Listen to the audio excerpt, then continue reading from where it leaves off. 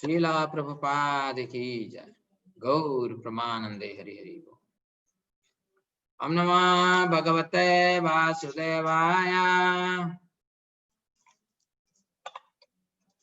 Om Namah Bhagavate Vasudevaya.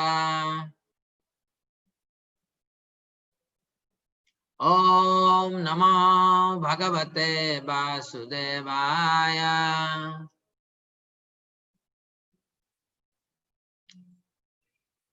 Narayanam Namaskritya Naram Chaiva Narottamam Devim Sarasatim Vyasam Tato Jayam Mudiraye Nasta Prayesu Abhadresu Nityam Bhagavata Sevaya Bhagavati Uttama Sloke Bhaktir Bhavati Naistiki. Śrīmad-Bhāgavatam, Canto 1, Chapter 5, Narada's instruction on Śrīmad-Bhāgavatam, Text 13.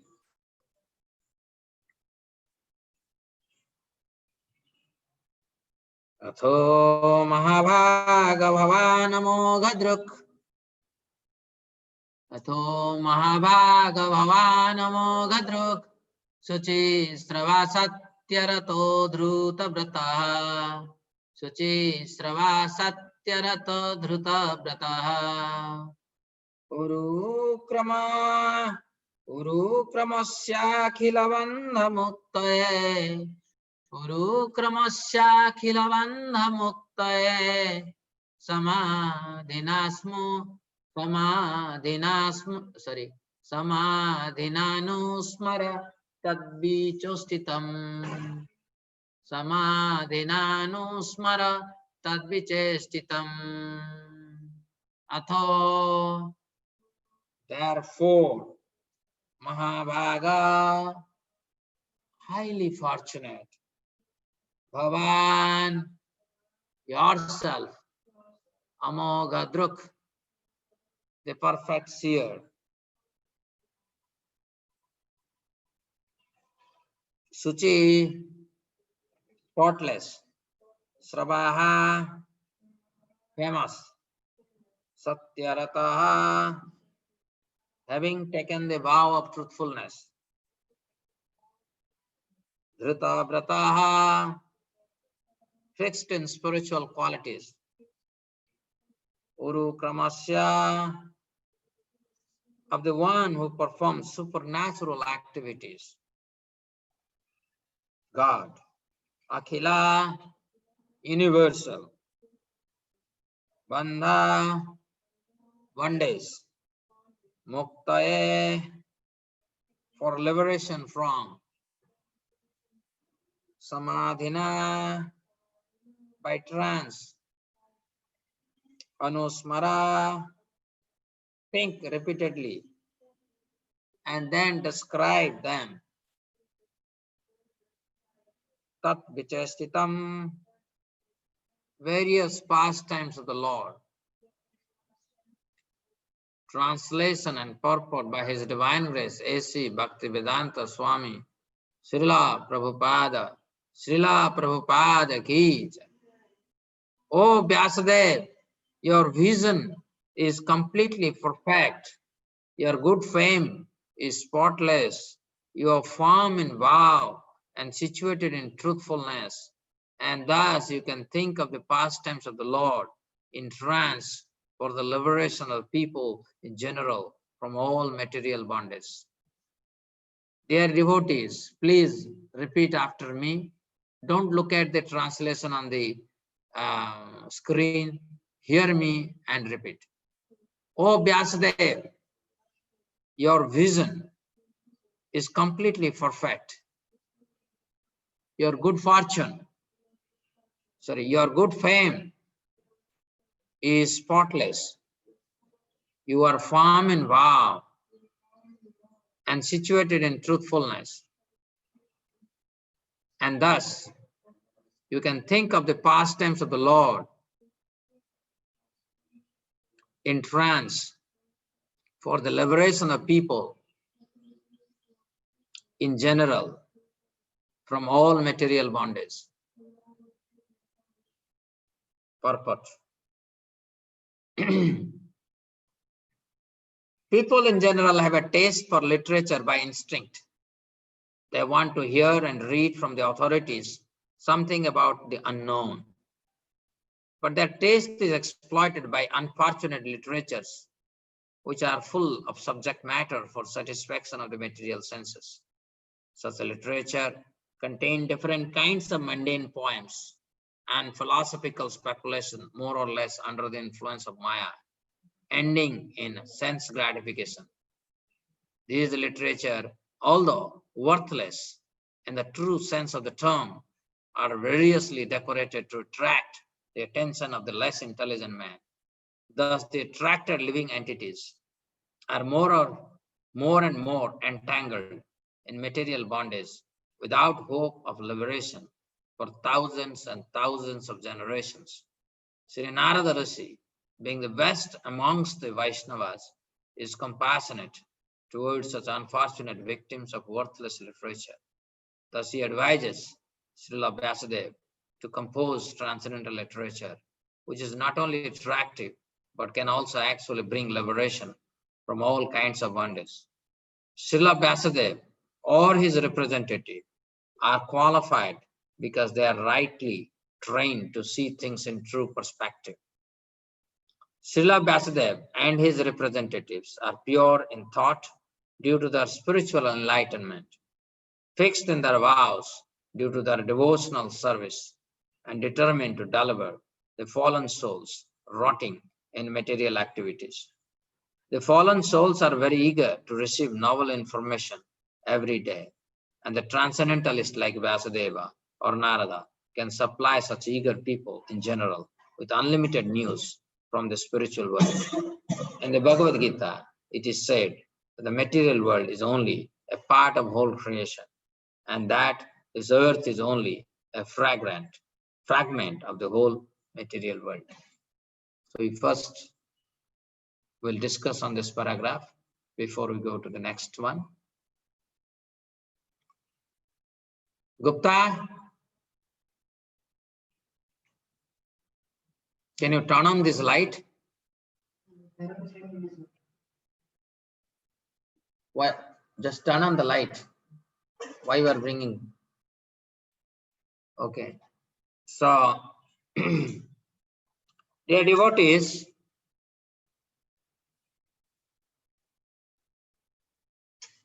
please hear carefully how Naradji glorified Vyasadeva. His glorification is that you are formed in vow and situated in truthfulness. We, as trusted member of extended family of Srila Prabhupada, we have taken a vow of 4 regulative principles: no meat eating, no illicit sex, no gambling, no intoxication. We have taken a vow of chanting Hare Krishna, Krishna Krishna, Hare Hare, Hare Rama, Rama Rama, Hare Hare. We have taken that vow of chanting minimum 16 rounds a day. If more is better. So here he says, you are formed in vow and situated in truthfulness. What is truthfulness in the age of Kali? The age of Kali, there is only one truthfulness. Jara, dekho, taro, kaho, Krishna-Rukmini. Dear devotees, please do this.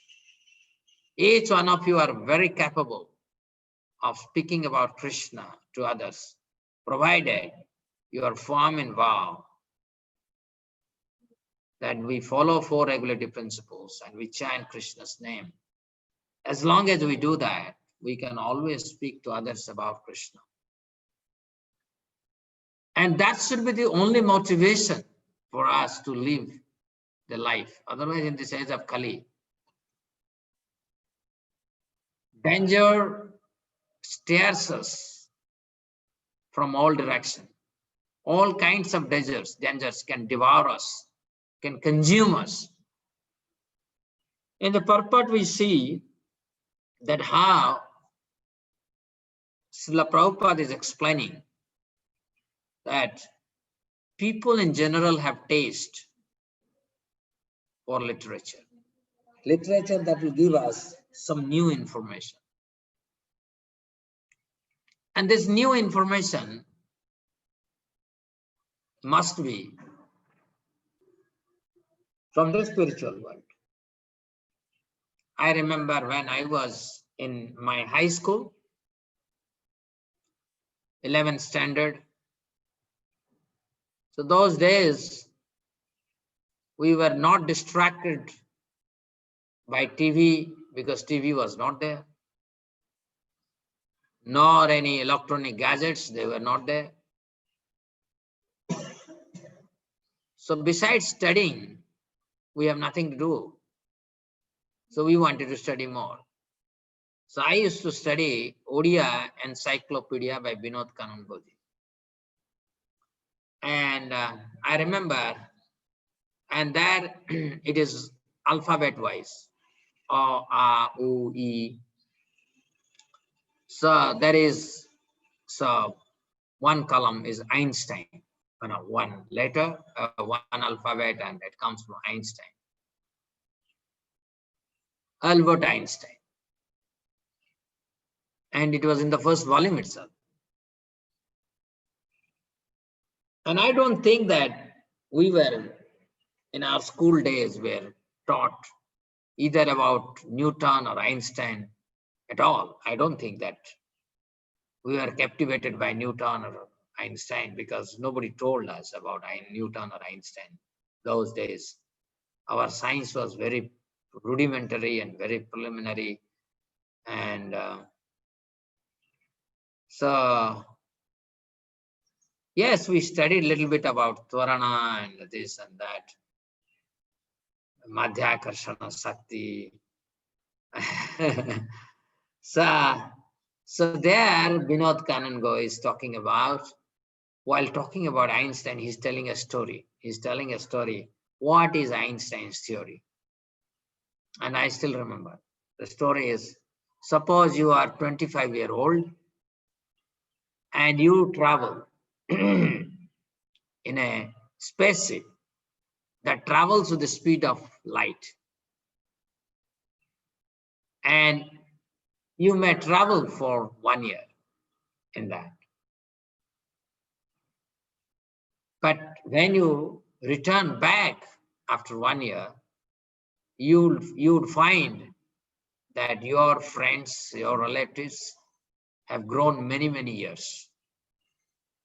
Although you are still very young because you have only crossed 1 year, but your friends have gone. Something like that, that story was. And it was really fascinating for me also to be able to think like that. And then something he wrote at the end of that Einstein's paragraph. It seems our literatures are right, saying Brahma's one moment is a yuga in this planet. So something like that, if those who are from Odisha, they can go through Vinod Kanango's encyclopedia and look at it about Albert Einstein.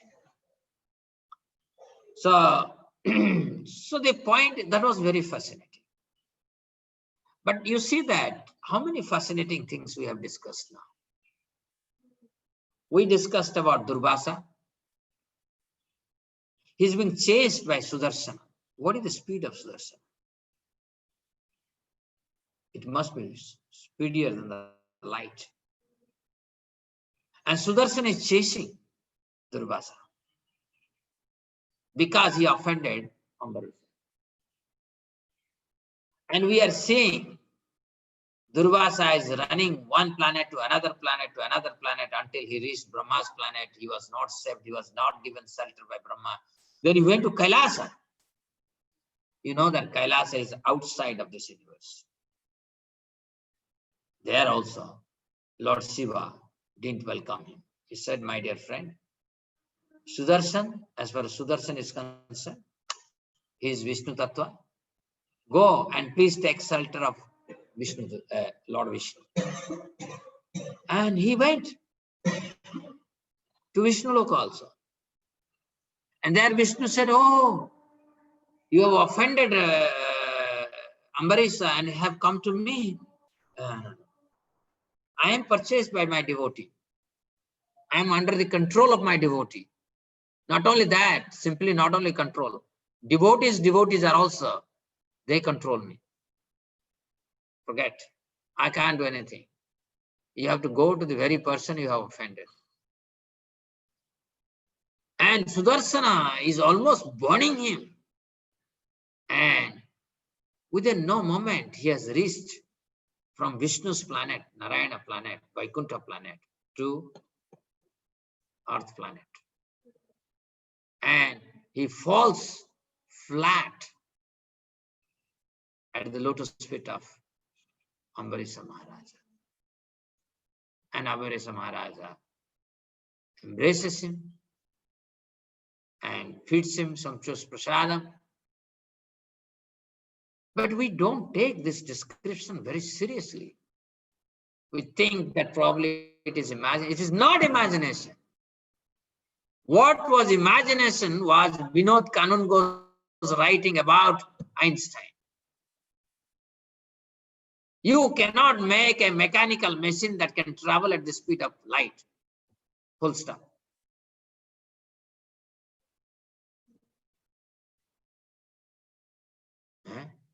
And we have not seen also, there are many space travel, and there are many astronauts that have gone, and they have stayed for years and years. And when they came here, it is not that, they are very young and others have become very old. They have not experienced. We also saw how Kukudmi, yesterday we talked about, right? Kukudmi's daughter was Revati. Kukudmi wanted a suitable match for his daughter. He went to Brahma's planet. So Kukudmi, who is Vyāsadeva Manu's great grandson, and that Kukudmi has the ability to reach Brahma's planet. So you may ask, how did he go? And that is a question you must ask. How did he go? How fast he reached there? There is no doubt is that he reached there along with his daughter, because he carried his daughter along with him to Brahma's planet. He wanted to show to Brahma that I have such a beautiful girl, and who is the right bridegroom for him. And Brahma that time was doing was engaged in orchestra party. Some orchestra he was enjoying. In his assembly, some orchestra was going on. And he got delayed. And by the time he came out and gave darshan to Kukudmi, and Kukudmi was telling that who is the suitable match for my daughter. And Brahma said, Kukudmi, do you know the duration for which you stayed here? 27 Dibya Kalpas are already gone. So are these not news? Are they not mind-boggling? And as such, when Kukudmi comes back, he sees everything is gone. Nobody, in his place, there is nobody. And as according to Brahma's instruction, he said, your daughter is a natural consort of Lord Balaram. And fortunately for you, Balaram is now there in your planet. He is performing transcendental pastime. And that is how Kukudmi gave his daughter Revati to Balaram. So although Revati didn't grow old,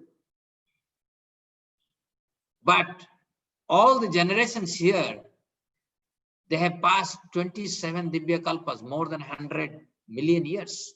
Just imagine 100 million years, more than 10 crore years they have passed. So many generations have finished. These are information on which if you start contemplating, you will give up your attachment to this temporariness. That is why Sunnatam Sukatha Krishna Punya Stravana Kirtana Vrudyantastha hi avadrani vidunoti suhrutsata. Using our mundane senses, we can get only very limited knowledge, because our senses can collect information according to its capacity, and these senses are mundane senses. They are ignorant. They can collect only that much senses, that much information. But information that can be gathered by the pure soul that is engaged in service to Krishna is unlimited. Using our transcendental senses, when we are engaged in devotional service to Krishna, we can gather unlimited knowledge. That is why devotees, their life is always Nava rasa dhamani udyantam rantum asit. Nava rasa. They constantly relish newer and newer and newer mellows. Because spiritual world is full of adventure, full of transcendental adventurous news.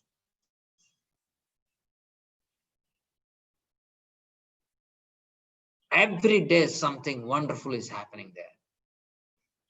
Extraordinary. It is necessary because, and that is what is Krishna. He is everything actually. But he is so deep, so oceanic, so infinite. He can give us experience that is mind-boggling, can captivate us, those experiences. And those experiences are all Divya experience.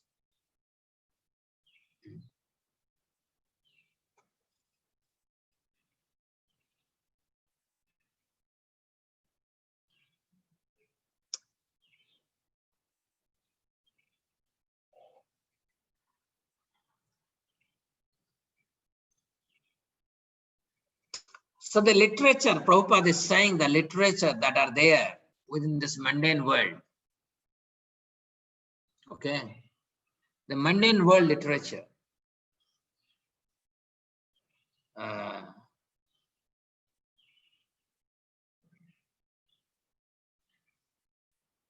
I'm forgetting.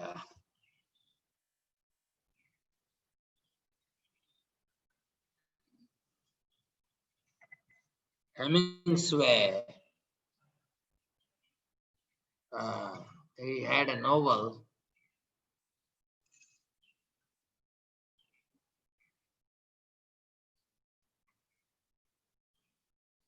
Anyhow, I have a very vague memory of that novel and what was very famous in our college days. I remember in our college days, people were passionate about English movies, English song. I don't know. English song, English new, everything English. I never liked. But anyway, this Hemingway's movie, what is it? Onto the Gone with the Wind. Gone with the Wind, I think. And there was a romance. There is a romance in the middle of the civil riots in America. The background of this novel is there is civil riot, and in the midst of that riot there is a romance. Okay. Now after reading Śrīmad-Bhāgavatam, you can hear so many romance, Rukmini and Krishna. romance between Arjuna and Subhadra, romance between Usha and Aniruddha. They are beautiful romance. And these romance, if you hear, you get attracted to Krishna. The other side of romance that people are attracted, you'll go to hell for that. So people have no idea what kind of literature they must read. Wow, our literatures are so vast. So much of information is there. Every day, if you hear one topic, even it will not be finished. Ab dekho, Usha and Aniruddha.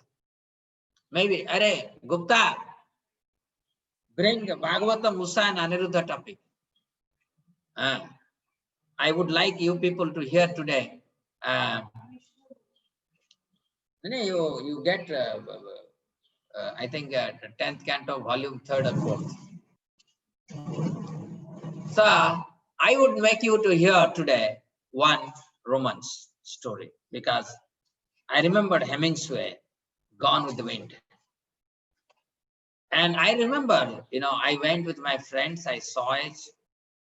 Nothing inspired me, but the people were so crazy. My friends were so crazy. And I was thinking, why I'm not becoming crazy like them?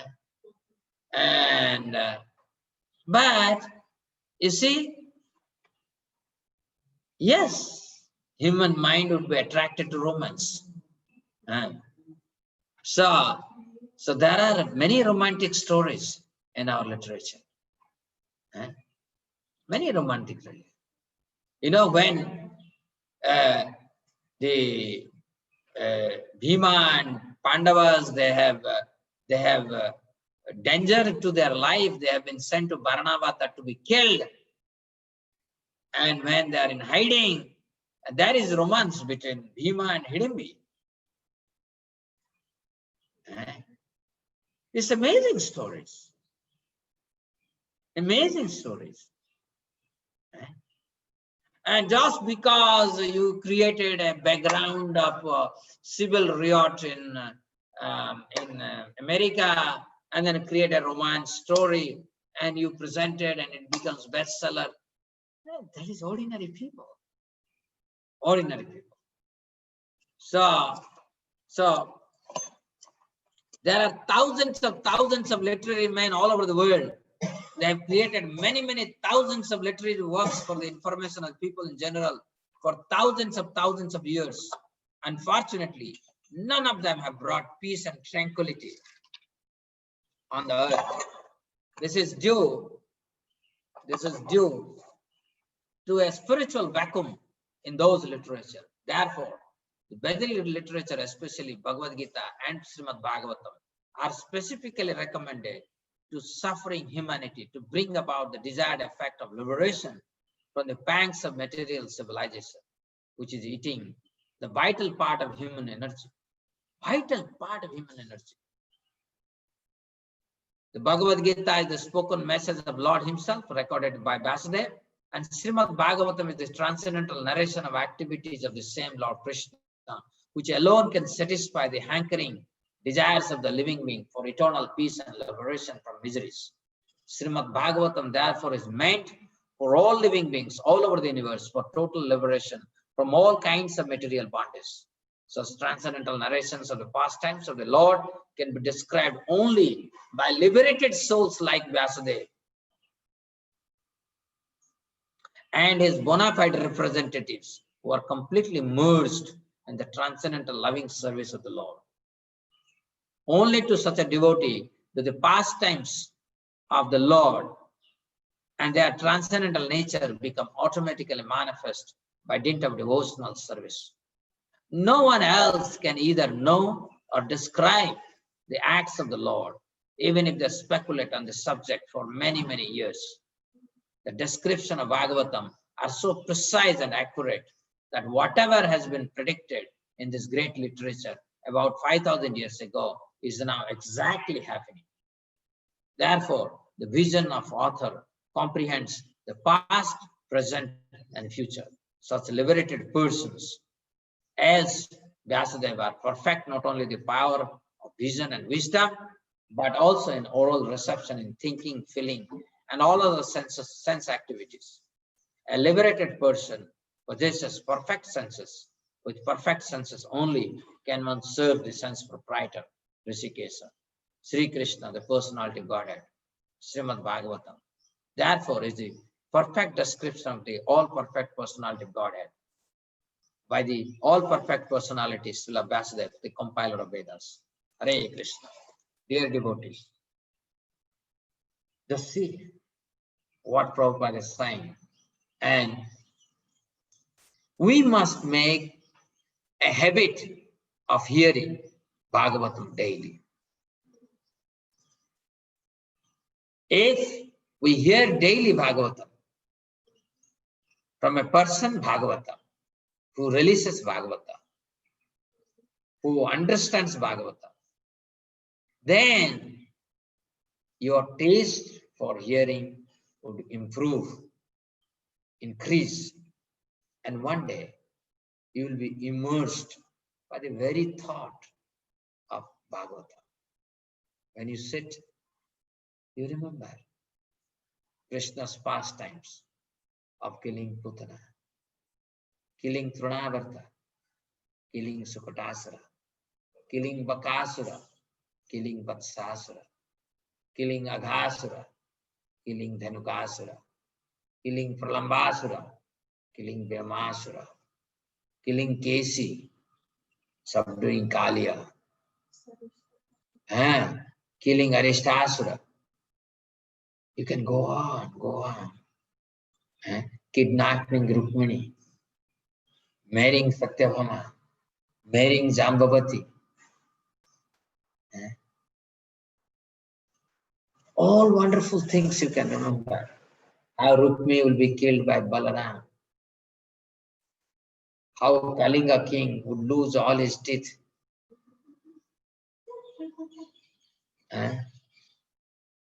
Just meditating.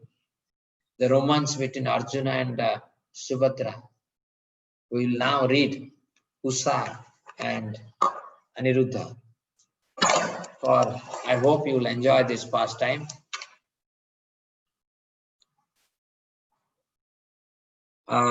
King Parikshit said, the best of the Yadus married Banasura's daughter Usha, that is Aniruddha, married Usha. As a result, a great fearsome battle occurred between Lord Hari and Lord Shiva. अब देखो, एक pastime हो रहा है, and in that pastime gets involved. Can you imagine a battle between Lord Shiva and Lord Krishna? Lord Shiva is a natural devotee of Krishna, but then there is a battle, great battle between Lord Shiva and Lord Krishna. Mind-boggling. Bhagavatam is full of surprise, full of activities that can attract anyone and everyone. Please explain everything about this incident, O most powerful mystic. Okay, so it looks like previous Sukadeva Goswami spoke a little bit and wanted to go forward. Parikshit Maharaj said, no, this is a very interesting topic. Please narrate what happened.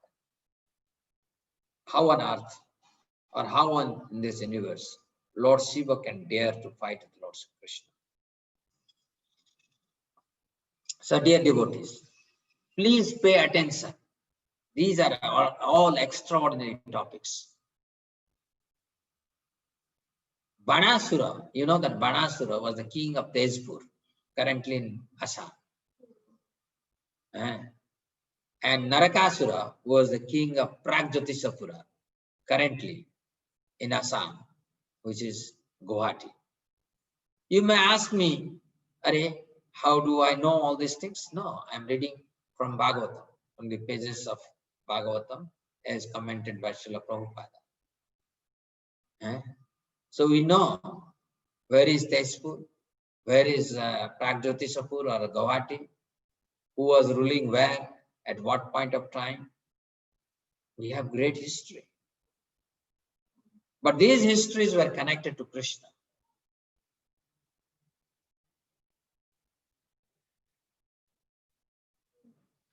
Bana was the oldest of 100 sons fathered by the great saint Bali Maharaj, who gave the whole earth in charity to Lord Hari when he appeared as Bhamandev. So Banasura is one of the sons of Bali Maharaj. Banasura, born from Bali's semen, became a great devotee of Lord Shiva. His behavior was always respectable. He was generous, intelligent, truthful, and firm in his vows. The beautiful city of Sonitapur was under his dominion. Because Lord Shiva had favored him, the very demigods waited on Banasura like menial servants. Once when Shiva was dancing his Tandava Nritya, Bana especially satisfied the Lord by playing a musical accompaniment with his 1,000 arms. So Banasura had 1,000 arms.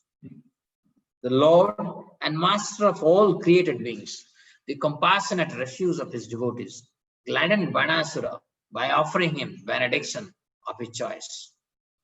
Banasura chose to have him Lord Shiva as the guardian of his city. Ab dekho, this is the demoniac mentality. Suppose I worship someone, can I make him my own servant? I can't. But this is the nature, demoniac propensity. Although he worshipped Lord Shiva, but in benediction, he wanted Lord Shiva to guard his city. Banasura was intoxicated with his strength. One day when Lord Shiva was standing beside him, Banasura touched the Lord's lotus feet with his helmet, which shone like sun, and spoke to him as follows. O Lord Mahadev, I bow down to you, the spiritual master and controller of the worlds. You are like a heavenly tree that fulfills the desires of those whose desires are unfulfilled. These 1,000 arms you bestowed upon me have become merely a heavy burden. Besides you, I find no one in the three worlds worthy to fight. Eager to fight with the elephants who rule the directions, O primeval Lord, I went forth pulverizing mountains with my arms, which were itching for battle. But even those great elephants fled in fear. Hearing this, Lord Shiva became angry, replied, your flag will be broken full when you have done battle with one who is my equal. That fight will vanquish your conceit. So Banasura was proud. He wanted to fight with the Lord Shiva. Lord Shiva cursed him.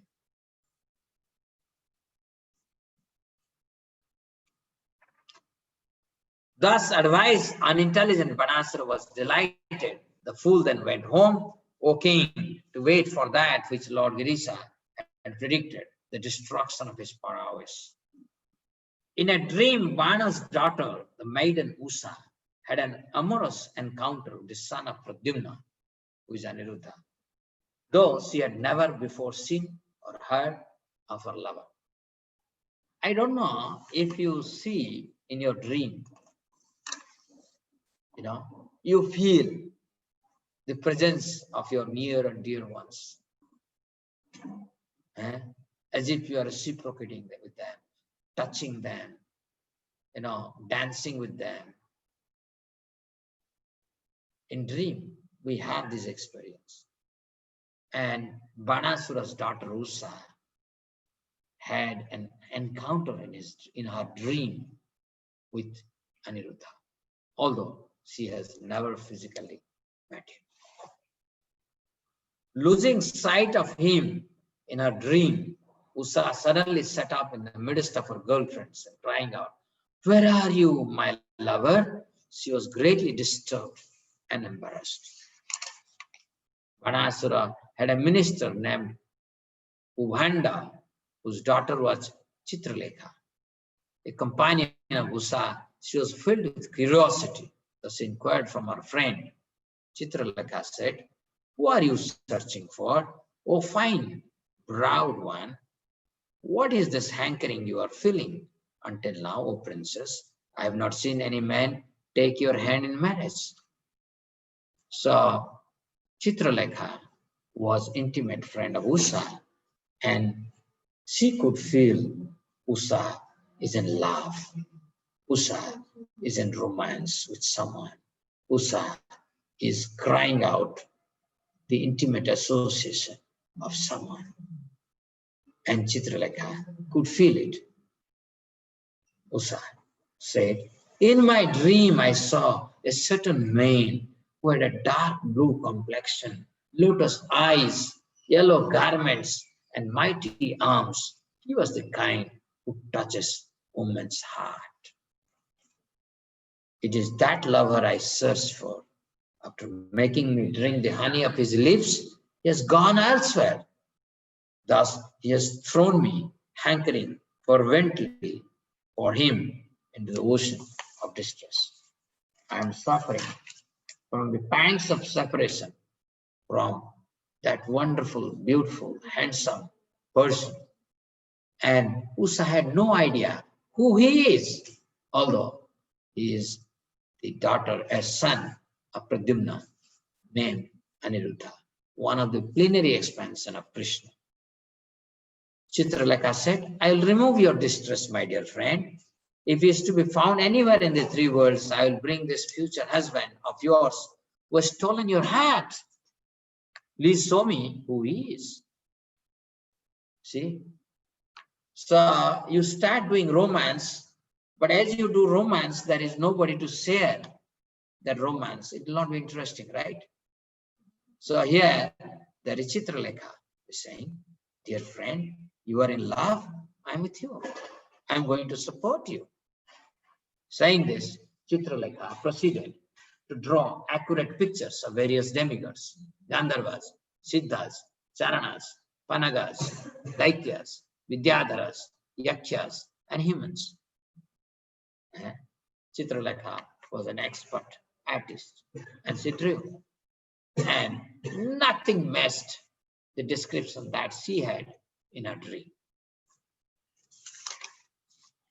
"O king, among the humans, Chitralekha drew pictures of brushness, including Surasena, Anaka Dandavi, Balarama, Krishna. When Usha saw the picture of Pradyumna, she became bashful. When she saw Aniruddha's picture, she bent her down in embarrassment.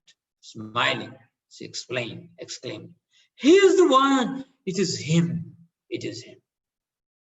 Ab dekho,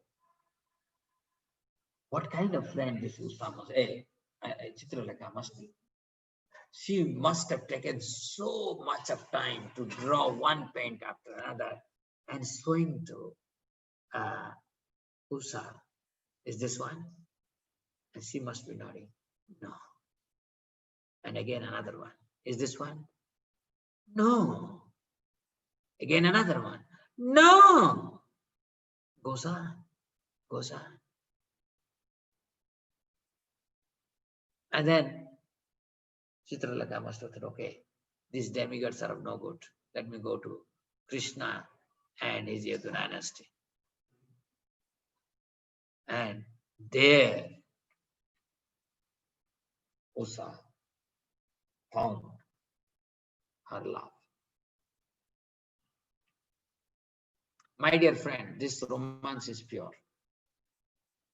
Let me tell you, this romance is pure, transcendental.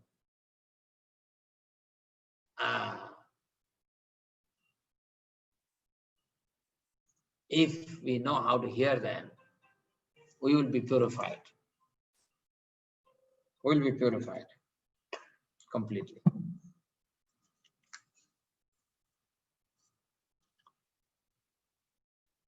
Chitralekha, endowed with mystic powers, recognized him as Krishna's grandson, Aniruddha. My dear king, she then traveled by the mystic skyway to Dwarka, the city under Lord Krishna's protection. अब देखो ये Chitralekha, how she was endowed with the potency. To enter into Dwaraka, normally nobody gets entry to Dwaraka. If they are not divine pastime, it is not possible.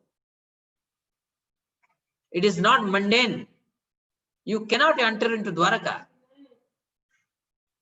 Narada has to perform so much of austerity to enter into Dwaraka. And Chitralaka entered into Dwaraka. There she found Pradyumna's son Aniruddha sleeping upon a fine bed. With her yogic power, she took him away to Sonitapur.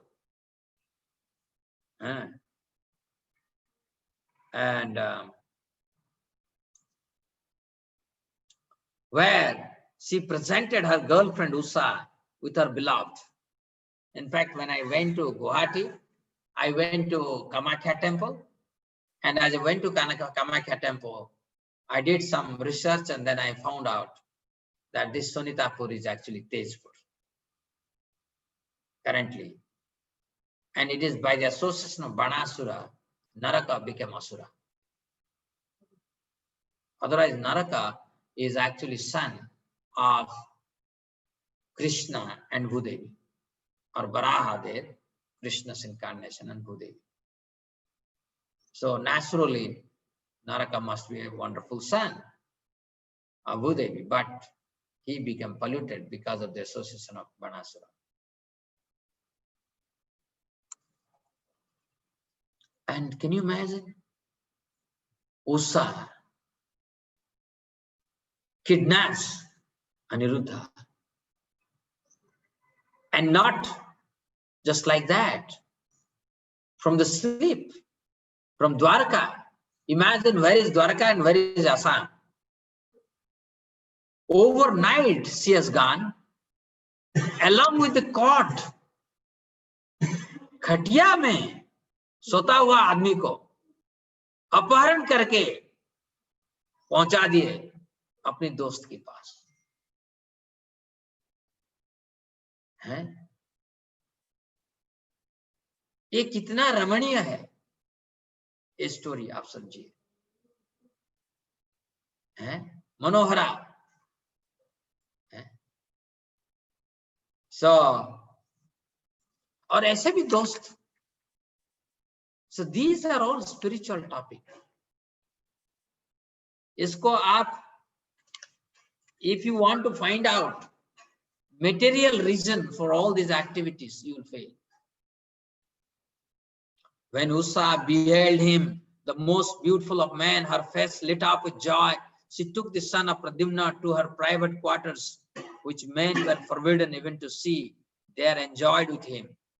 Usha worshipped Aniruddha with faithful service, offering him priceless garments along with garlands, fragrance, incense, lamps, sitting places, and so on.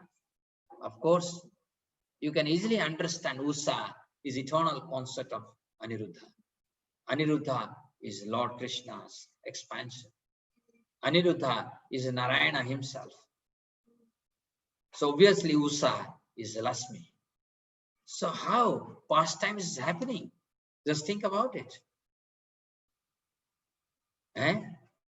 You can assume, okay, when they are in Golaka, Vaikuntha, all these wonderful things can happen, but they can also do the same thing in a very unnatural place, that is the material world. And it's amazing the way they do it. As he thus remained hidden in the young lady's quarters, Aniruddha did not notice the passing of the day, for his senses were captivated by Usha, whose affection for him ever increased. It is not filial relation. It is not filial relation, my dear friends. This is transcendental romance. It's a natural affection of Lakshmi for her natural master, Narayana.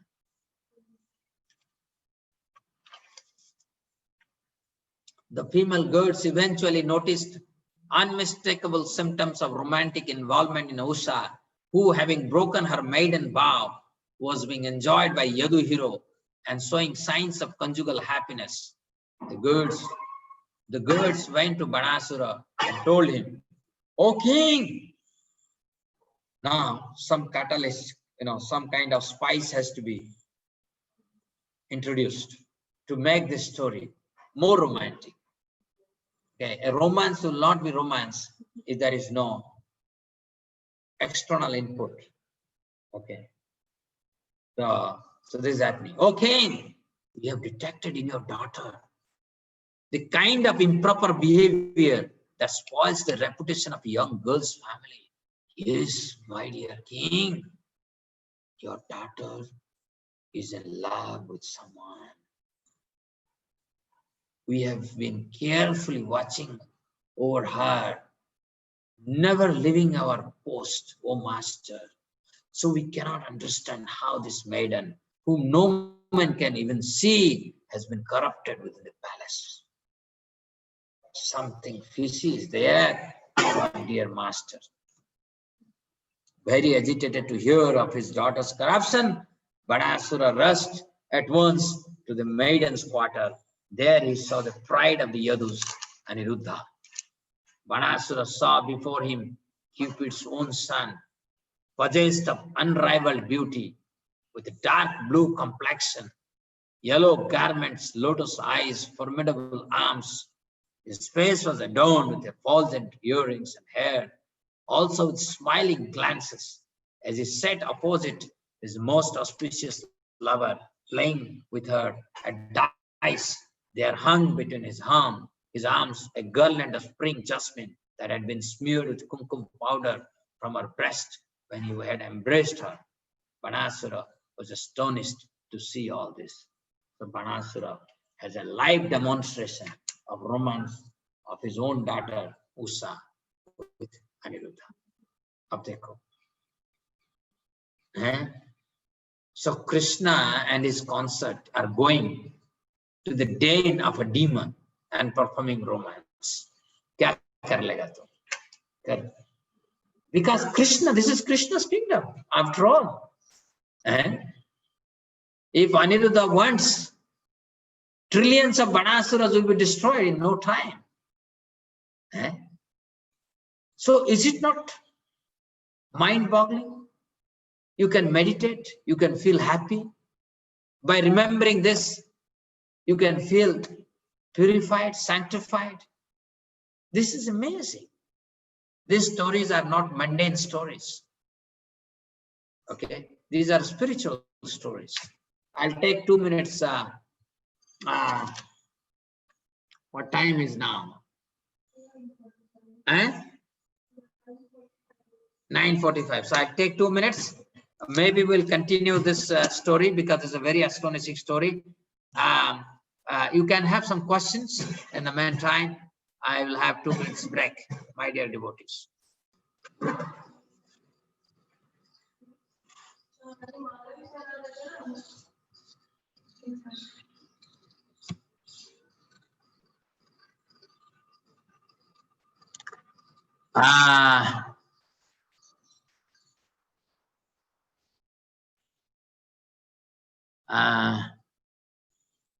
Ritu Bandari.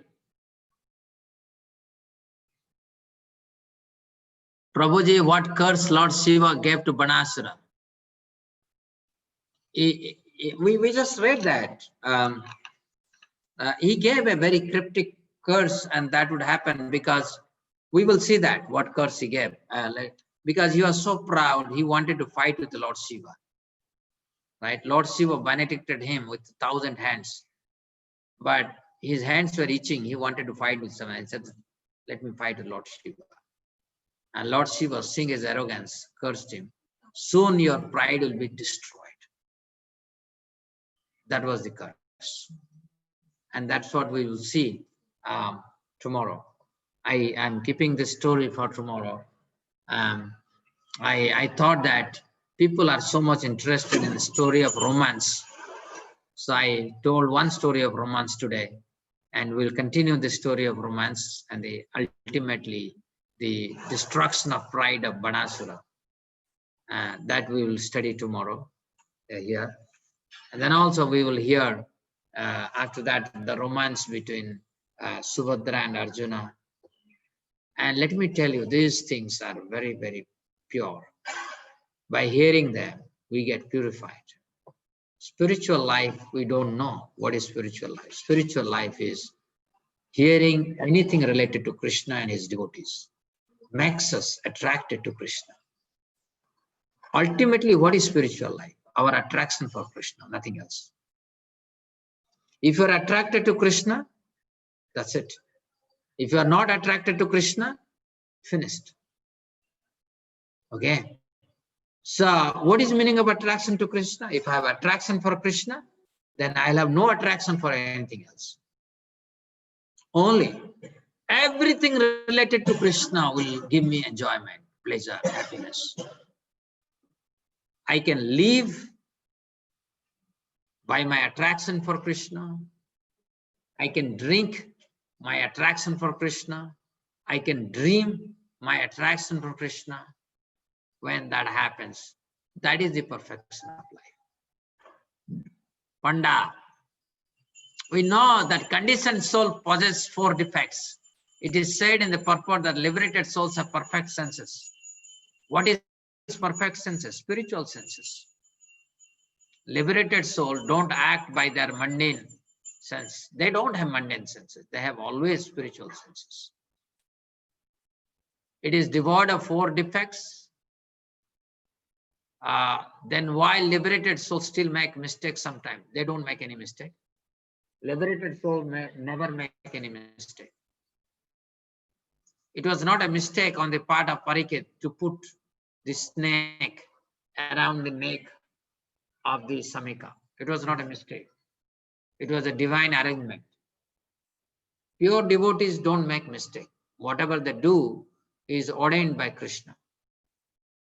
If Parikshit Maharaj, we saw Durvasa could not curse Ambarisha. And you think a small, ordinary Srungi, half Brahmana, son of Samika, can curse Maharaj Parikshit, who was personally protected by Krishna? No. So these are all, if people will start saying, no, Prabhupada made mistake. No, Prabhupada can never commit any mistake. No pure devotee can make any mistake. But certain things happen, that is by arrangement, that is under the arrangement of Krishna. Because Mahatmanastu Mam Partha, Daiving Prakriti Masrita, all pure devotees are constantly under the shelter of internal potency of Krishna. Hence, then that is why I say, when Satyajit accused Krishna that he has stolen Syamantaka jewel from his brother and killed his brother, that is again an act ordained by providence. Yadus killing each other. Okay. There are so many things. So that is why these topics need to be heard by Bhagavata, not by ordinary speculative people who are full of sin. Their thinking is full of sin. Their activities are full of sin. And they have become great authority in speaking about Krishna. No. So, okay. Any other question?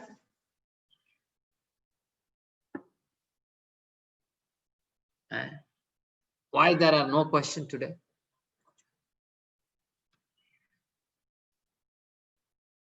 Sudhir Jalalimudi, what is your question?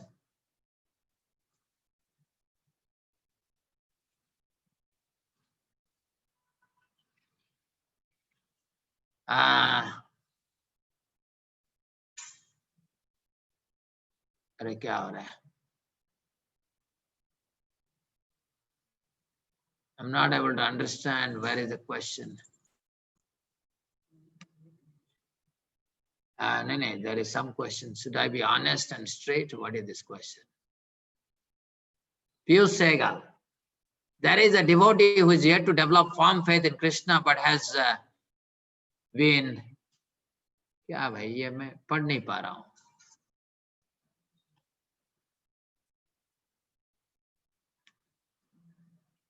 हैं? क्या कर रहे तुम?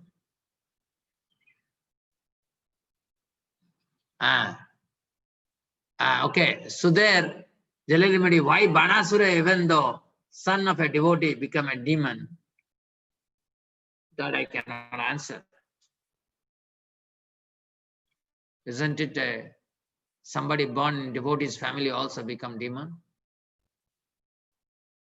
Why didn't you ask this question? How Prahlad Maharaj born in a demon family become a devotee? You have to realize devotees are always within the internal potency of Krishna. Okay. Hare Krishna Prabhuji, there is a devotee who is here to develop firm faith in Krishna but has been considering Lord Shiva as the supreme. While reading Gita and pursuing LG, has been taking considerable interest and shows favorable attitude towards Lord Krishna, but gets unsettled after reading in the purport of Gita about the position of Lord Shiva as a demigod. What should be my response in dealing with a devotee in this situation? Should I be honest and straight? Or how else should be my response? Shall be grateful for your guidance. Yeah, we have to tell the fact, but in a way he can digest it. We should tell that there cannot be a bigger authority than Lord Shiva. Lord Shiva constantly, narrates Śrīmad-Bhāgavatam under a bel tree. Okay, and all the greatest saints, they come, including Narada, and hear these pastimes of Lord Krishna from the lotus mouth of Lord Shiva. So you glorify Lord Shiva as a devotee, don't worry. Glorify as much as possible, because Lord Shiva must be glorified. There is no unparalleled Vaishnava than Lord Shiva, foremost among the Vaishnavas. So glorify Lord Shiva and wait.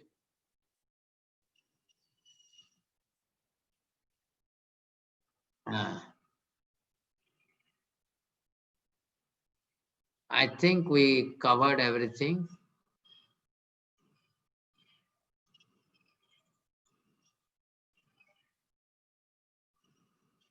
Is there any other question left? Tarun? No, sir, this much only. This much only? Sir. Okay. So I thank everyone for participating in Śrīmad-Bhāgavatam. Hope you enjoyed the romance story between Usha and Aniruddha. We are going to continue tomorrow. It was already late today, so I have to abruptly end it. So many of you may be angry with me. Don't worry, Śrīmad-Bhāgavatam is such a thing. We can always relish it again and again. And yesterday we had a very good number in chanting in the evening. I would like more people to participate in chanting, because without chanting, we cannot understand these topics better. More chanting, better hearing. Better hearing, better absorption. Better absorption, better remembrance. Better remembrance, no death. We'll go back to Godhead. Thank you very much. Hare Krishna.